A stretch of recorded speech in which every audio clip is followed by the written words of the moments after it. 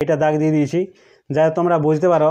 এই দাগ বরাবর ট্রেনটা এখানে শুরু করলো, চাকাটা রাখা আছে, এবারে দাগ বরাবর এটা এরকম করে যাচ্ছে, এরকম করে এই দাগ বরাবর এখানে চলে। তার মানে আমি জানতে পেরে গেলাম এখান থেকে যে চাকাটা একবার ঘুরলে কতটা দূরত্ব যাচ্ছে।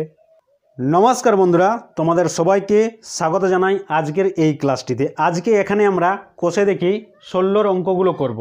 3-4টে অঙ্ক করব, বেশি অঙ্ক করব না। প্রথমে অঙ্কগুলো তোমাদের বোঝাবো, তারপরে অঙ্কগুলো করতে শুরু করব।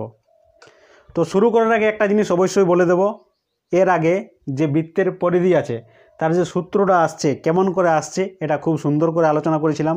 অর্ধবৃত্ত আছে, তার পরিধিটা কেমন করে তৈরি হচ্ছে, সূত্রটা কেমন করে বের করতে হচ্ছে, খুব সুন্দর করে বুঝেছিলাম।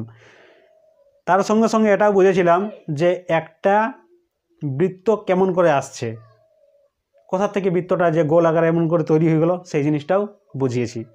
তো তোমাদের কারো যদি মনে দেখার ইচ্ছা থাকে সেই ক্লাসটা, অবশ্যই ডেসক্রিপশানে লিঙ্ক দেওয়া থাকবে, সেখানে গিয়ে দেখে নেবে।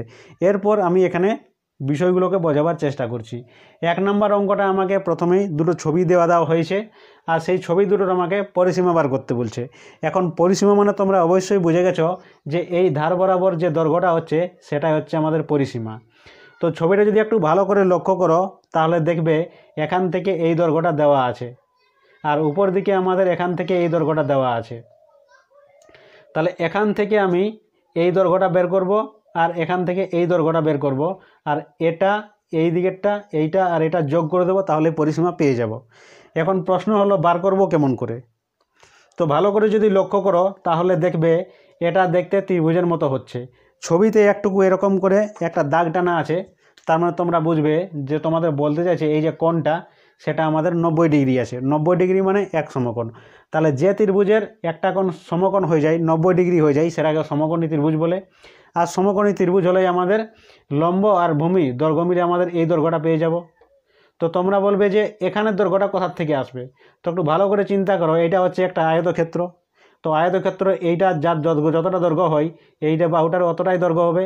তার মানে এটা 5 হচ্ছে, তার মানে এখান থেকে এই যে দৈর্ঘ্যটা আছে এখান থেকে এটা কত হয়ে গেল, 5 হয়ে গেল আমাদের।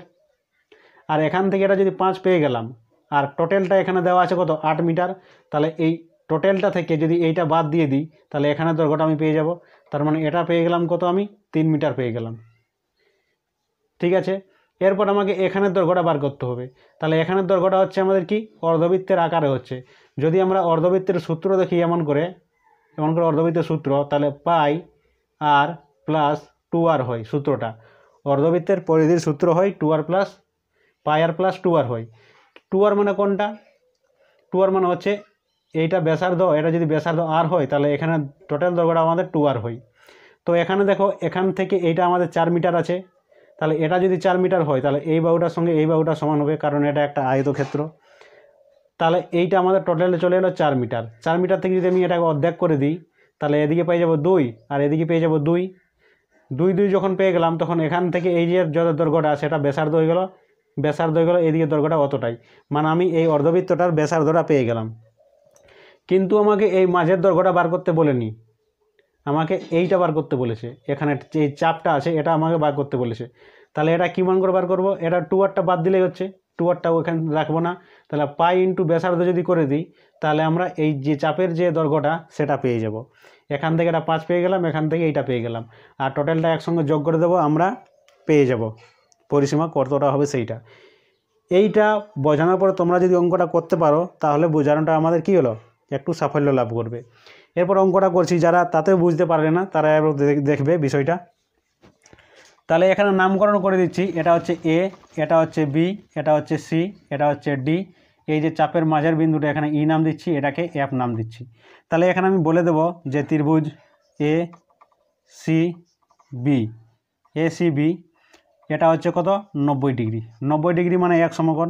মানে এরপর আমি ডাইরেক্ট বলে দেব যে এ বি সমান √over of AC square plus BC square. তাহলে এখান থেকে পেয়ে গেলো আমি এটা 4-এর স্কোয়ার, আর এখানে এটা 3-এর স্কোয়ার পেয়ে গেলাম। এখানে 16, এখানে পেয়ে গেলাম 9। 16 আর 9 25 হয়। রুট থেকে যদি 25টাকে বার করি তাহলে সেটা 5 হয়ে যায়। তাহলে 5টা কী হলো, এ বির যেটা দৈর্ঘ্য 5 মিটার সেটা আমরা পেয়ে গেলাম। ঠিক আছে, এখানে যদি লিখতে পারো একটু লিখে দিলে ভালো হয়। কি বলে দেবে যে এখানে এ এফ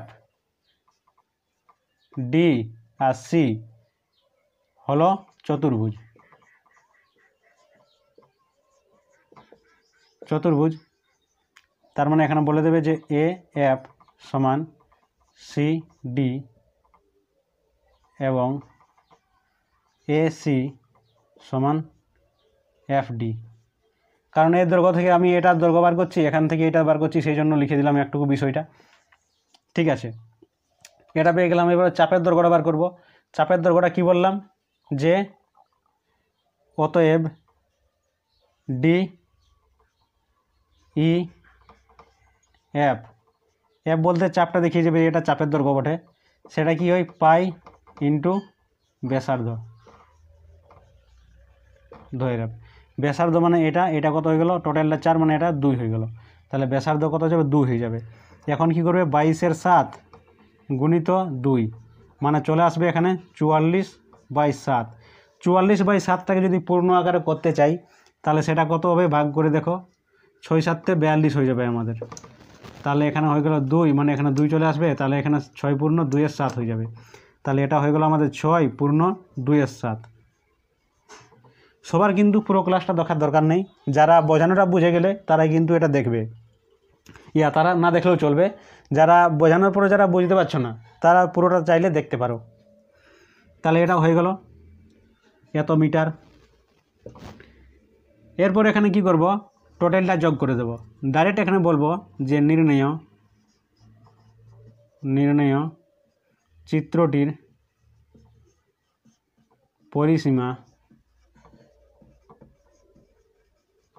পরিসীমা সমান কি হবে, এই দৈর্ঘ্যটা বি আর D, BD plus DEF, DEF plus FA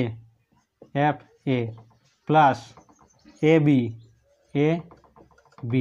যোগ করে দাও। এটা 8, এটা হচ্ছে 6 পূর্ণ 2-এর 7, এটা হয়ে গেল এফ মানে এটা 5 হয়ে গেল, আর এটাও কত হচ্ছে 5 বেরিয়েছে। তাহলে এখানে দেখো এই যে এখানে পূর্ণ আকারের বিষয়টা আছে, এটাকে আমরা এরকম করেও লিখতে পারি। 6 পূর্ণ 2-এর 7 আছে, তো এটাকে আমরা 6 প্লাস 2-এর 7 হিসেবেও লিখতে পারি। ঠিক আছে, মানে এরকম যোগ আকার থাকলে এটাকে আমি পূর্ণ আকার লিখতে পারি, এরকম ভেঙে নিয়েও বুঝতে পারি। তাহলে দেখো এখান থেকে এটা 5 দুগুণে 10 আর এখান থেকে 8 6 14, তাহলে কী হয়ে গেলো এখানে 14 আর এখানে 14, এখানে 10, 14 আর 10-এ কত হয়ে গেল 24 হয়ে গেল। তাহলে এখানে 24 পূর্ণ 2-এর 7, তাহলে এইটা যেটা হবে সেটা আমাদের কী হবে পরিসীমা হয়ে যাবে। তাহলে এখানে উত্তরটা আমাদের হয়ে গেল।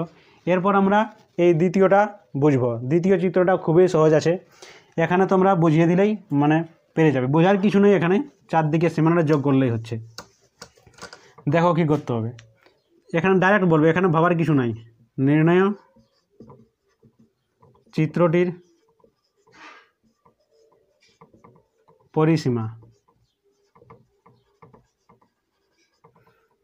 পরিসীমা সমান কতটা হচ্ছে 14 প্লাস 14 প্লাস 14 প্লাস, এটা অর্ধবৃত্তের মতোই হচ্ছে, আগের মতোই পাই আর 8টা নেব। তাহলে এখানে কি হবে পাই আর হয়ে যাবে। আর বলতে এখানে আর না লিখে গুণিত করে নিয়ে ব্যাসার্ধ করে দিচ্ছি, ব্যাসার্ধ। এটা একটা বন্ধনীর মধ্যে রাখলে ভালো হয়। তাহলে একটা 14, দুটা 14, তিনটা 14, 3 14 কত হয় 42 হয়। এই প্লাসটা এখানে চলে এলো। পাই মানে হচ্ছে 22-এর 7, আর এখানে ব্যাসার্ধ বলতে 7 দেওয়া আছে, 7 সেন্টিমিটার। তাহলে এখানে কি চলে এলো আমাদের 7 দিয়ে যদি কাটি তাহলে এখানে 7 সাথে কেটে গেল। তাহলে কি বাঁচলো এখানে 42 প্লাস 22 বাঁচলো। তাহলে এখানে 2 আর 2 কত হচ্ছে 4 হয়ে যাচ্ছে। তাহলে এখানে কী হয়ে যাচ্ছে 2 আর 2 4 হয়ে যাচ্ছে, আর এখানে 4 আর 2 6 হয়ে যাচ্ছে। তাহলে কী হয়ে গেলো এত সেন্টিমিটার হয়ে গেল, সেন্টিমিটার হয়ে গেল। দৈর্ঘ্যটা পেরে গেলে এখানে। এরপরে চলে এসেছি 2 নাম্বার অঙ্কতে। অঙ্কটা দেখো স্ক্রিনের মধ্যে চলে এসছে। পরে দেখো কি বলছে, 35 মিটার দৈর্ঘ্যের ব্যাসার্ধ বিশিষ্ট একটি বৃত্তাকার তারের রিং তৈরি করতে কত মিটার লম্বা তার নেব। তাহলে রিং মানে তোমরা সবাই অবশ্যই বুঝে গেছো, আংটি টাইপের হয়, এরকম ধরে নিচ্ছি, এটাকে গোল, এটা হাতে এরকম করে পরতে হয়, সেটা তোমরা সবাই জানো। ব্যাপার হচ্ছে এখানে যে কত মিটার লম্বা তার লাগবে, মানে যদি এটা হয় আমাদের তারটা। আর আংটি মানে এরকম গোল জিনিস বানাতে হয় আমাদের, এরকম করে গোল বানাতে হয়। তাহলে যতটা এখানে ঢুকবে সেই দৈর্ঘ্যটাই তো আমাকে বার করতে হবে, সেই মাপের। ধরে নিচ্ছি এরকম করে দিচ্ছি। তাহলে আংটি তৈরি করতে গেলে আমাকে যতটা দেখতে পাচ্ছি এতটা, আমার আঙুল এতটা, তাহলে এই দৈর্ঘ্যটা লাগবে। তাহলে কোন দৈর্ঘ্যটা লাগলো? একটা বৃত্তর মতন এরকম আকার হবে, আর তার কোন দৈর্ঘ্য লাগছে? এই ধারে ধারে যেটা হচ্ছে সেইটা, ধারে ধারে যেটা হচ্ছে সেইটা। তার মানে কি পরিধিটা বার করতে বলছে। এখানে আমাদের এই যে ব্যাসার্ধ, মানে এই যে আংটিটা তৈরি হবে তার যে বৃত্ত আকার তৈরি হবে, তো সেই ব্যাসার্ধটা দেওয়া আছে। এবার তোমরা বুঝতে পারছো, ব্যাসার্ধ দেওয়া আছে মানে পরিধি বার করলেই আমাদের হয়ে যাবে তারের দৈর্ঘ্যটা। তাহলে এখন আমরা কি করব, তারের দৈর্ঘ্যটা ব্যাসার্ধ এখানে লিখে নিচ্ছি। এখানে বলবো আমরা কি, যে দেওয়া আছে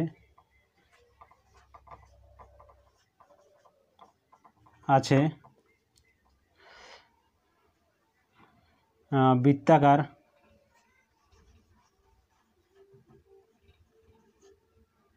তারের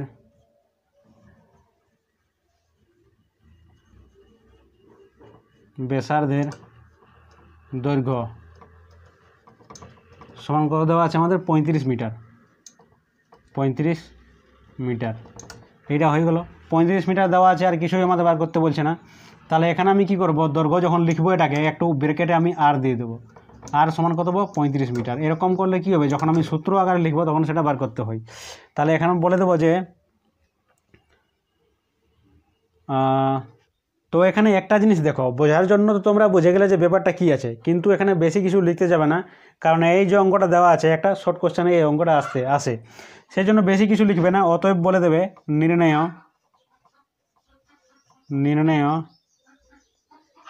রিংটি তৈরি করতে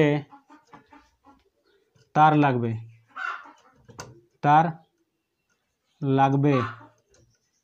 লাগবে পরিধি বরাবর। তার লাগবে করে লিখছে, পরিধি বরাবর বুঝে গেছে। তার লাগবে কমা দিয়ে লিখবে 2 পাই আর। তাহলে এখানে 2 গুণিত 22 7 গুণিত আর বলতে 35 মিটার। তাহলে 7 × 7 5 7 35। তাহলে কি চলে এলো, এইটা দেখো গুণ করে দাও এখানে গিয়ে। তাহলে কত হলো? 5 দুগুণে 10 হয়ে গেল, 10 × 22। তাহলে 10 × 22 কত হয় আমাদের? 220 হয়ে গেল। তাহলে 220 মিটার হয়ে গেল। তাহলে এত মিটার লম্বা আমাদের কি লাগবে? তার লাগবে। তাহলে এরপর দেখো আমরা 3 নম্বর অঙ্কতে চলে এসেছি, এবং 3 নম্বর অঙ্কটা একটু জটিল টাইপের আছে, মানে এখানে গতিবেগ সম্বন্ধে আমাদের জিজ্ঞাসা করছে। তো ভালো করে পড়ো একটু কি বলছে। একটি ট্রেনের চাকার ব্যাসার্ধের দৈর্ঘ্য 0.35 মিটার। 1 মিনিটে চাকাটি 450 বার ঘুরলে ট্রেনটির গতিবেগ ঘন্টায় কত কিমি হিসাব করে লিখি। ট্রেনটির গতিবেগ ঘন্টায় কত কিমি, কথাটার মানে হচ্ছে যে ট্রেনটা 1 ঘন্টায় কত দূর যাবে। ট্রেনটি 1 ঘন্টায় কত দূর যাবে। তো আমাকে প্রথমে বার করতে হবে, এখানে একটা হিসাব দেওয়া আছে আমাদের। কি বলেছে যে 1 মিনিটে 450 বার চাকাটা ঘুরছে, 450 বার ঘুরছে, সেটা আমাকে বলে দিয়েছে। আমি এখান থেকে বার করব যে ভাই 60 মিনিটে কতটা ঘুরবে, 60 মিনিটে কতবার ঘুরবে সেটা আমরা বার করব। কারণ 1 ঘন্টার জন্য আমাকে গতিবেগটা বার করতে বলেছে, মানে 1 ঘন্টায় কত দূর যাবে সেটা আমাকে বার করতে বলেছে। এখন আমি একটু যদি বুঝি ভালো করে, ছবির মাধ্যমে তোমাদের দেখাচ্ছি। ধরে নিচ্ছি এইটা হচ্ছে চাকাটা, ঠিক আছে, এইটা চাকাটা হচ্ছে, আর এখানে ট্রেনের লাইন হিসেবে আমি এটাকে ধরছি, এইটা ট্রেনের ট্র্যাকটা। আর এখান থেকে একটু দাগ দিয়ে দিয়েছি, এখানে এইটা দাগ দিয়ে দিয়েছি, যাতে তোমরা বুঝতে পারো। এই দাগ বরাবর ট্রেনটা এখানে শুরু করলো, চাকাটা রাখা আছে, এবারে দাগ বরাবর এটা এরকম করে যাচ্ছে, এরকম করে এই দাগ বরাবর এখানে চলে এলো। তার মানে কি, এখান থেকে একবার ঘুরলে এত দূর এলো। তার মানে এই যে চাকাটা আছে সেই চাকাটার পরিধি বরাবর একবার ঘুরলে সে দূরত্ব যাচ্ছে ট্রেনটা। চাকাটা যদি একবার ঘুরছে তাহলে চাকাটা যেটা পরিধি সেই দূরত্বটাই কিন্তু এখানে এগোচ্ছে। তার মানে আমি জানতে পেরে গেলাম এখান থেকে যে চাকাটা একবার ঘুরলে কতটা দূরত্ব যাচ্ছে। তাহলে এখান থেকে আমি পেয়ে যাব টোটাল কতবার, 60 মিনিটে কতবার ঘুরছে চাকাটা। তাহলে ধরে নিচ্ছি কিছু একটা ঘুরছে, চাকাটা এতবার ঘুরছে। আর আমরা একবার ঘুরলে কত দূরত্ব যাচ্ছে, দূরত্ব সেটা আমরা এখান থেকে পেয়ে গেলাম। একবার ঘুরলে কত দূরত্ব যাচ্ছে, তাহলে এই যে টোটাল কতটা ঘুরেছে সেই দূরত্বের জন্য আমি বার করতে পেরে যাব। তার মানে কি সেটা কি হচ্ছে 60 মিনিটের জন্য হচ্ছে 60 মিনিট মানে 1 ঘন্টা, এখান থেকে আমরা পেয়ে যাব। তো ভালো করে এখানে দেখো, প্রথমে আমি কী বার করব, এই যে ব্যাসার্ধ আছে সেইটা থেকে আমরা দেখছি। তাহলে এখানে কি বলবো যে ট্রেনটির চাকার ব্যাসার্ধের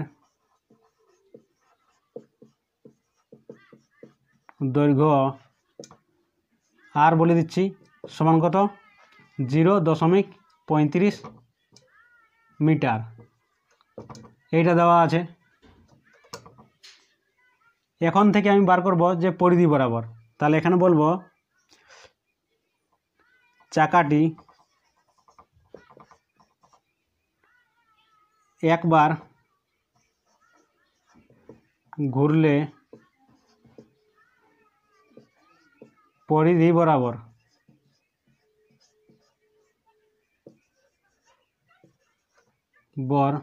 দূরত্ব যাই।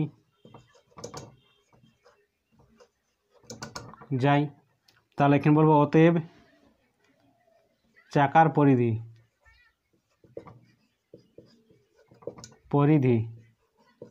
সমান কত হবে 2 পাই আর।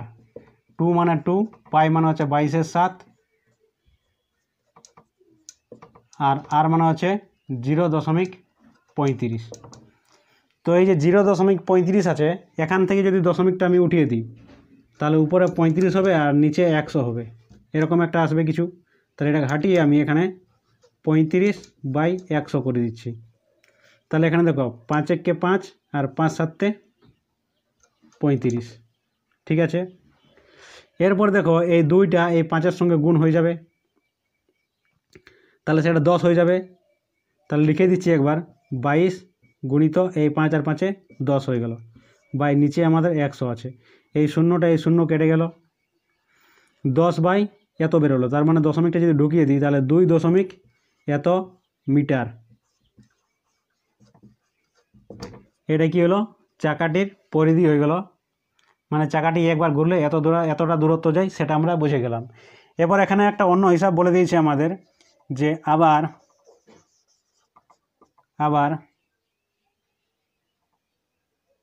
আবার কি বলছে, ট্রেনে যে চাকা আছে সেই চাকাটা একবার ঘুরলে কত দূর যাচ্ছে সেটা আমাদের দেখতে হবে। তারা বলছে যে চাকাটা 1 মিনিটে 450 বার ঘুরছে। তারা বলছে যে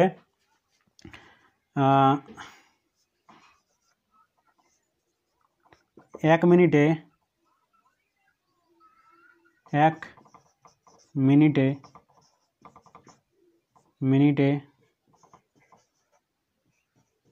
চাকাটি 450 বার ঘুরছে।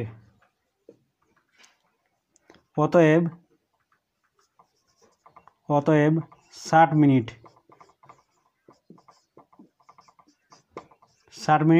বা 1 ঘন্টা, 1 ঘন্টা, 1 ঘন্টায় চাকাটি ঘুরবে,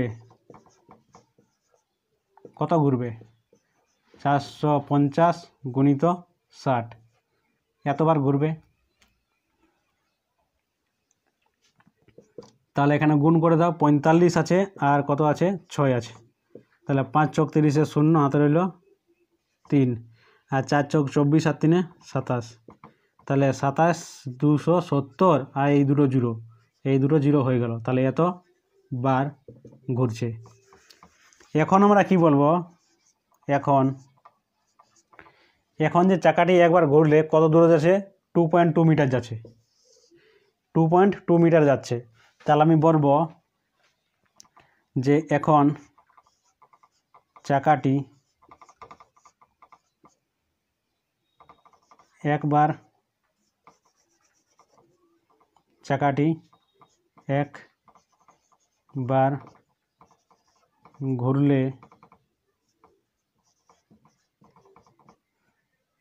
ঘুরলে দূরত্ব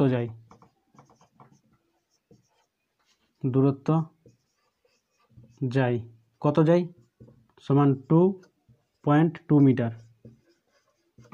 এত দূরত্ব যায়, একবার ঘুরলে অত দূরত্ব যায়। তাহলে কতবার ঘুরছে চাকাটা? 1 ঘন্টায়। 1 ঘন্টার জন্য বার করতে বলছে, সেই জন্য 60 মিনিট। তাহলে কত হচ্ছে এখানে?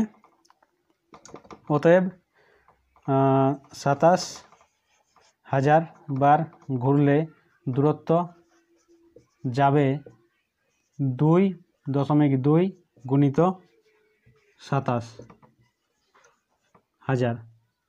তাহলে এই দশমিকটা যদি উঠে যায়, তাহলে এখান থেকে একটা শূন্য উঠে যাবে, শূন্য একটা উঠে গেল। এখন এটা একটা গুণ হবে, তাহলে কি আছে? 27 আর 22। তাহলে 27, 7 দুগুণে 14 আর 2 দুগুণে 4 একে 5, 54। এটাও 54 হবে। তার মানে 4 5 9, আর এখানে 5। এইটা হয়ে গেল। আর এখানে কি চলে এলো? 0 0 চলে এলো দুটো, কারণ এই দুটো জিরো আছে লাস্টে। তাহলে কত চলে এলো? 5 9 4 0 0 মিটার। মিটার বা এটা মিটারে চলে এলো। এটা যদি কিলোমিটারে আমি করে দিই, তাহলে মিটার থেকে কিলোমিটারে যাব, মানে আমাকে কী করতে হবে? 1000 দিয়ে সেটাকে ভাগ করতে হবে। তাহলে এখানে কি হলো? এত মিটার বা 9400/1000 কিলোমিটার। কিলোমিটার। তাহলে এতটা কিলোমিটার হয়ে গেল। তাহলে এখন যদি একটু করে দিই কাটাকাটি, তাহলে এখানে দুটো জিরো কাটলো, দুটো জিরো কাটলো। 4 কত আছে? 594। তাহলে একটা 10 আছে নিচে, 10টা যদি তুলে দিই, তাহলে এখানে কত হবে? 5.9.4 কিলোমিটার। Kilo 89 kilometre. তাহলে চাকাটা এতবার ঘুরলে কত দূরত্ব যায়, মানে 1 ঘন্টায় কত দূরত্ব গেল, সেটা আমরা পেয়ে গেলাম। তাহলে এখানে বলে দেবো, অতএব কি নির্ণয়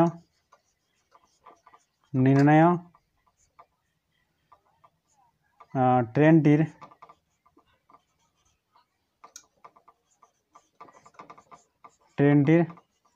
গতিবেগ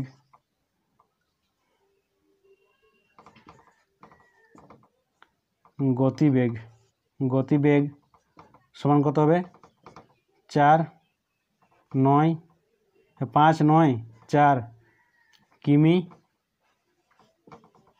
পার ঘন্টা। এটা হয়ে যাবে কি? দূরত্ব হয়ে যাবে, আর এটা হয়ে যাবে কি? আমাদের উত্তর হয়ে যাবে।